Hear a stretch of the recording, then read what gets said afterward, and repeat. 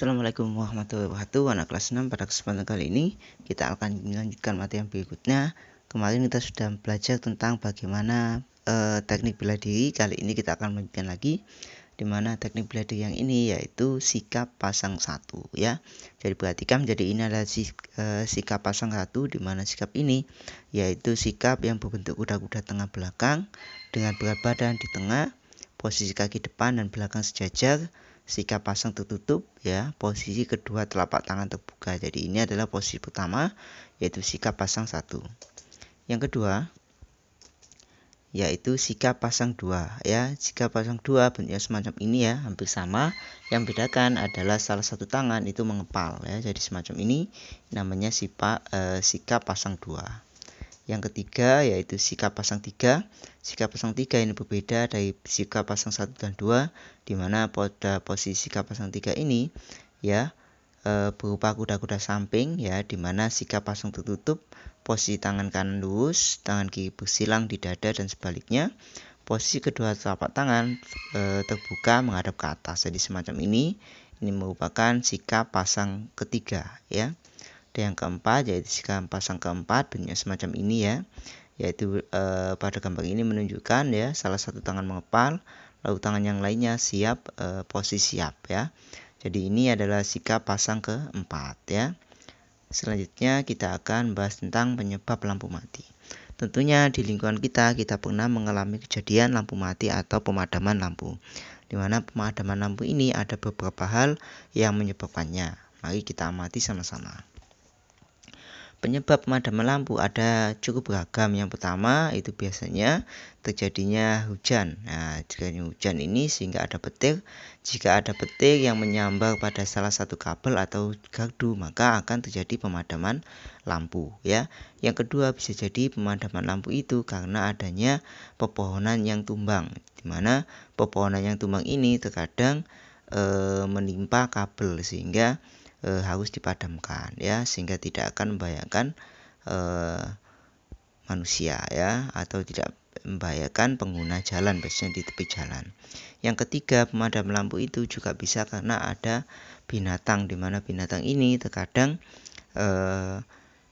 berada atau hinggap di suatu kabel sehingga terjadi sengatan listrik, dan ini juga bisa menyebabkan terjadinya pemadaman lampu. Yang keempat, pemadam lampu itu juga bisa karena adanya kecelakaan kerja, di mana kecelakaan kerja ini menyebabkan beberapa saluran tegangan listrik itu terputus. Ya, ini juga bisa menyebabkan pemadaman lampu. Dan yang kelima itu juga bisa karena ada namanya penggalian, di mana penggalian ini tanpa sengaja merusak saluran listrik. Ya, jadi ini bisa terjadi pemadaman lampu, ya. Pemadaman lampu ini biasanya dilakukan, ya, secara sengaja dengan tujuan agar kondisinya aman sehingga tidak akan membahayakan manusia, ya. Nah, selanjutnya, ya, berdasarkan di atas nanti ada teks bacaan, ya. Berdasarkan teks itu nanti kalian bisa menyebutkan apa topik gagasan utamanya, apa saja penyebab terputusnya aliran listrik, ya, lalu bagaimana mencegah terjadinya lampu mati, ya. Silakan dibaca teksnya lalu dijawab pertanyaan yang ada di situ, ya. Selanjutnya yaitu kita terkait dengan sikap percaya diri, di mana tentunya dalam keseharian kita harus menunjukkan sikap percaya diri sehingga kita harus dapat menyelesaikan semua permasalahan kita dengan langkah yang baik, ya, dengan penuh percaya diri. Nah, di sini ada teks bacaan, silakan nanti kalian dibaca. Teks bacaan ini terkait dengan sikap percaya diri yang dilakukan oleh beberapa anak. Di sini ada beberapa tokoh. Yang pertama adalah Lani dan ada Benny. Silakan nanti dibaca dengan baik. Ya, setelah itu nanti kalian amati bagaimana perilaku tokohnya, bagaimana sikap-sikapnya, dan bagaimana pesan yang ada di dalam teks tersebut, ya. Berdasarkan teks itu nanti kalian bisa simpulkan terkait karakter tokoh Lani dan Benny, ya. Lalu kalian juga amati terkait dengan kejadiannya. Lalu nanti kalian tentukan bagaimana sikap Benny kepada Lani. Dan yang ketiga, bagaimana sikap Lani setelah Benny menghinanya, ya. Jadi nanti kalian baca terkait peristiwa saling menghormati di lingkungan masyarakat, ya. Silakan diamati, dibaca dengan baik. Setelah itu nanti kalian kerjakan latihan yang ada di bawahnya. Setelah itu di sini terkait dengan globalisasi dan manfaatnya. Tentunya kalian sudah paham ya, terkait dengan globalisasi ini tentunya banyak sekali manfaat yang bisa diambil dari situ. Ya, tidak hanya terkait dengan di bidang teknologi, juga terkait dengan bidang sosial, ekonomi, dan semuanya sangat terkait dengan adanya globalisasi, di mana pada globalisasi ini informasi berjalan dengan cepat sehingga arus barang juga berjalan lebih cepat ya, sehingga itu nanti berpengaruh pada kehidupan manusia ya. Nah, berdasarkan itu nanti kalian bisa sebutkan bentuk-bentuk kerjasama apa saja yang terjadi di negara Asia Tenggara ya, dimana tentunya Indonesia berperan di sana ya. Yang perlu kita ingat bahwa terkait dengan ini maka nanti kalian tentukan ya bagaimana sikap politik bangsa Indonesia terhadap kehidupan di negara Asia Tenggara. Sikap positif ini, politik ini terkait dengan bantuan di luar negeri ya, terkait dengan peristiwa yang ada di luar negeri ya, terkait dengan banyak hal ya, terkait dengan sikap pandangan terhadap suatu perubahan. Contohnya terkait dengan COVID kemarin tentunya bangsa Indonesia juga melakukan sikap politiknya, misalnya yaitu melarang bangsa asing datang ke negara kita dan lain sebagainya ya. Jadi itu adalah terkait dengan peran Indonesia terkait dengan negara-negara di Asia Tenggara. Nanti kalian bisa sebutkan ya terkait dengan itu di bidang politik ya.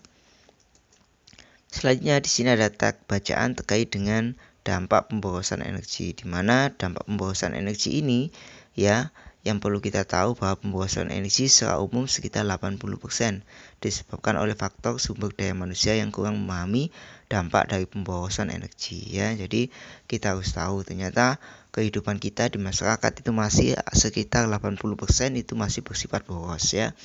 Boros ini dalam artian penggunaannya tidak sesuai dengan sikap, yaitu hemat energi ya. Contohnya yaitu menyalakan lampu secara berlebihan ya. Lalu yang kedua biasanya kita masih acuh terhadap penghematan energi, dan itu kita menganggap bahwa energi itu milik kita dan tidak akan habis, padahal kenyataannya energi yang digunakan itu lama-kelamaan pun akan habis. Contohnya adalah energi bahan bakar fosil ya, juga termasuk energi listrik.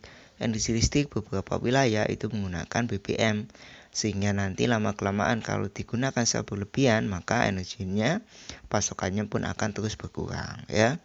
Jadi itu terkait dengan pemborosan energi ya.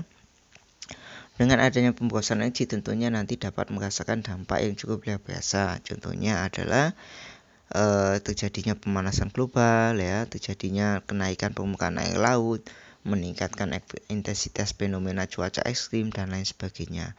Jadi ini adalah dampak dari penggunaan atau pemborosan energi secara berlebihan.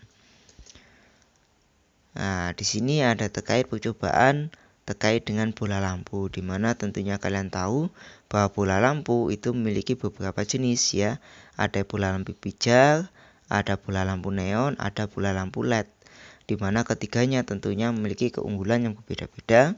Dan yang sekarang yang paling sering disampaikan oleh masyarakat yaitu penggunaan lampu LED, di mana lampu LED ini termasuk lampu hemat energi, di mana dengan energi yang sangat kecil dapat menerangi, menghasilkan energi cahaya yang cukup besar sehingga sangat menghemat energi ya.